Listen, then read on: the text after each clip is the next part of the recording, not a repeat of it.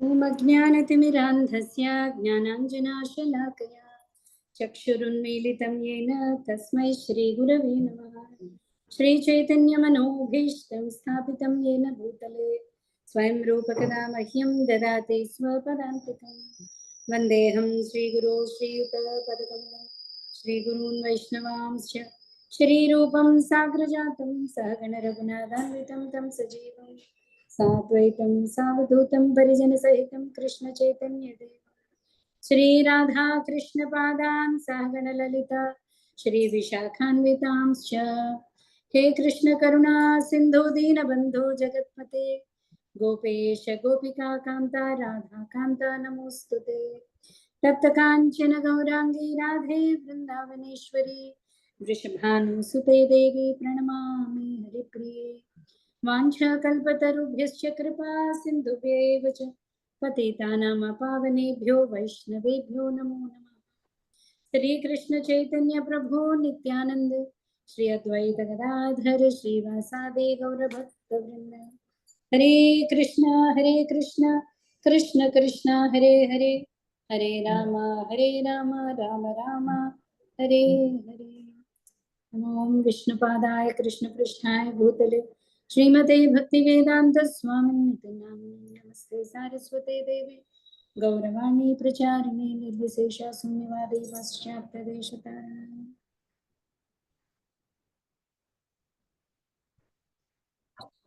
ओम नमो भगवते वासुदेवाय ओम नमो भगवते वासुदेवाय ओम नमो भगवते वासुदेवाय। नारायणं नमस्कृत्य नरं चैव नरोत्तमं देवीं सरस्वतीं व्यासं ततो जयमुदीरये। नष्टप्रायेषु भद्रेषु नित्यं भागवत सेवया भगवत्युत्तमश्लोके भक्ते भवति नैष्ठिके। कृष्णाय वासुदेवाय देवकी नन्दनाय च नन्दगोपकुमाराय गोविन्दाय नमो नमः।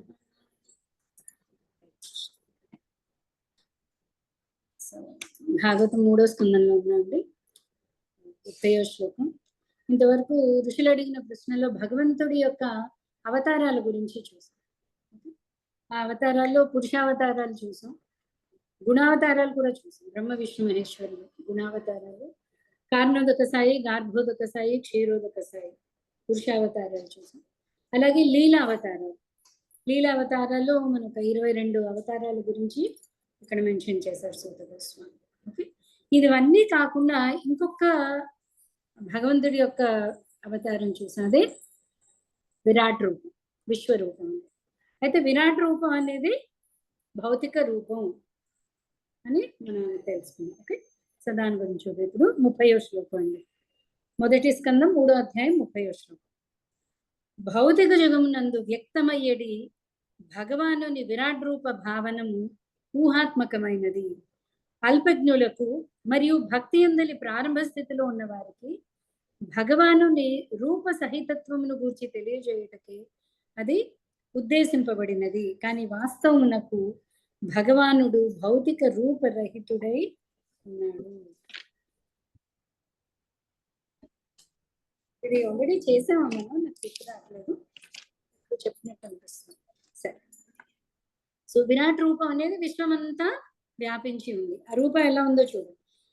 ఓకే, ఆ రూపం మొత్తం అంటే వేల కొద్ది ముఖాలు, వేల కొద్ది చేతులు, వేల కొద్ది కాళ్ళు, మొత్తం సర్వం వ్యాపించి ఉంది.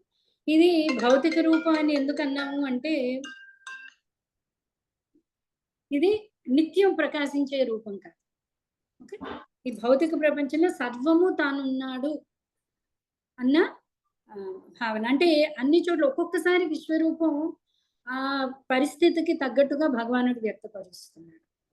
ఓకే, అలాగే మనం చెప్పుకున్నాం కదా, భగవద్గీతలో ఉన్న విశ్వరూపం వేరు, అలాగే పురుసభలో చూపించిన విశ్వరూపం వేరు. ఓకే, సో రకరకాల అక్కడ పరిస్థితిని బట్టి ఇప్పుడు చతుర్వర్ణాలు, చతురాశ్రమాలు సృష్టించినప్పుడు దాని విరాట్ రూప వర్ణన వేరు. ఓకే, సో ఇది భౌతిక రూపం. భౌతిక రూపం అంటే ఏంటి?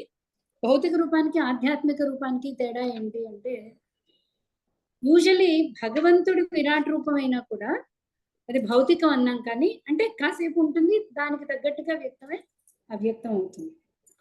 భగవంతుడు లీలావతారాలు చూసాం కదా, ఆ అవతారాలు ఏంటి అంటే భగవంతుడు మత్స్య అవతారం తీసుకున్నా సరే, కూర్మ అవతారం తీసుకున్నా సరే, ఆ శరీరం మనలాంటి భౌతిక రూపం కాదు. మీకు ఒకసారి ఇంద్రుడి ఎగ్జాంపుల్ గుర్తుందా? ఇంద్రుడికి ఒకసారి ఏదో అపరాధం చేసి అతడికి సూకర అవ్వమని ఒక శాపం. సూకరం అంటే వరాహం, పంది. పంది కింద జన్మించమని అతనికి శాపం అనమాట. శాపం రాగానే సరే ఇంద్రదేవ్ నెక్స్ట్ అంటే మహర్షుల శాపం కదా, ఖచ్చితంగా అది జరుగుతుంది. సో ఇంద్రుడు నెక్స్ట్ ఏమయ్యాడు అంటే అదే వచ్చి ఒక సూకరం కింద జన్మించాడు. జన్మించగానే అయితే ఇంద్ర పదవి కదా, అలాగే సూకరాల్లో రాజు కింద ఉన్నాడు అనమాట. ఒకసారి నారదుల వారు చూశారు, వెళ్ళిన ఇంద్రుడు ఏమయ్యాడు అని చూస్తే బ్రహ్మాండంగా సూకర శరీరం తనే అనుకుని అదే తన నిజస్వరూపం అనుకుని దాంట్లో భోగలాలసుడే ఉన్నాడు. నారదుల వారికి జాలేసింది. వెళ్ళాడు, వెళ్ళి అయినా నువ్వు ఈ పంది ఆకారం కాదు నీది, నువ్వు స్వర్గాధిపతివి, స్వర్గానికి ఇంద్రుడివి నువ్వు, ఓకే, నువ్వు దీన్నే ఆనందం అనుకుంటున్నావు. సో సూకరం చెప్తుంది, అంటే ఇంద్రుడు చెప్తున్నాడు, అదేంటి స్వామి అలా అంటారు, ఇక్కడ చూడండి నా రాజ్యం ఎంత ఉందో. సూకరానికి రాజ్యం ఏముంటుందండి, అంత కుళ్ళు ఇదే ఉంటుంది. నాకు భార్య పిల్లలు ఉన్నారు, వరుసగా పిల్లల్ని కూడా చూపిస్తున్నారు. అంటే ఇంద్రుడు ఇంకొక భౌతిక రూపం తీసుకోగానే తన యొక్క అసలు రూపం మర్చిపోయాడు.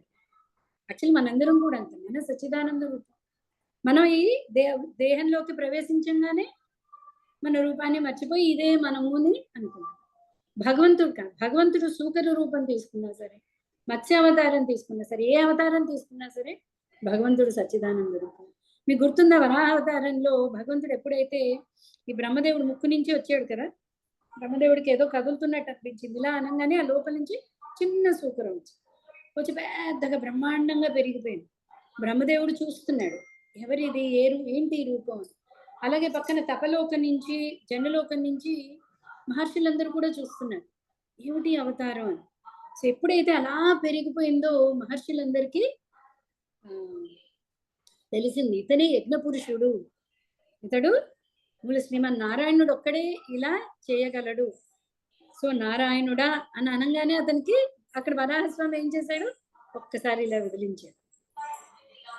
అంటే అక్కడ సూకరం కింద జన్మించిన భగవంతుడు తన భగవంతుడే. ఓకే, అప్పుడు మహర్షులు స్తోత్రాలన్నీ చేస్తున్నారు.